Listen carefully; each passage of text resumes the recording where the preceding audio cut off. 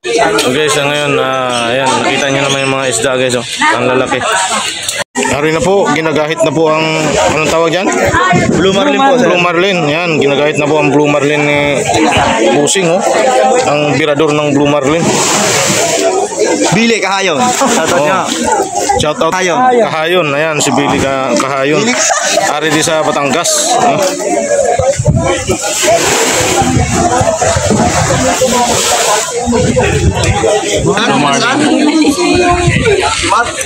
Ayan, ginamitan na po ng pang ano sa bakal.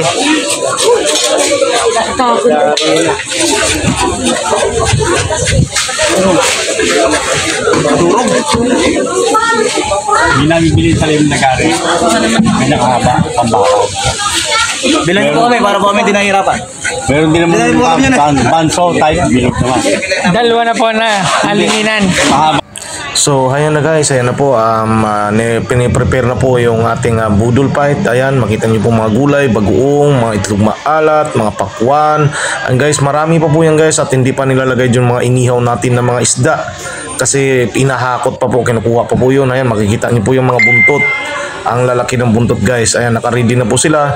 Kaya kain na po tayo guys, babus. So, ayan na guys, kain na tayo guys. Ayan na guys, kain na tayo, kain.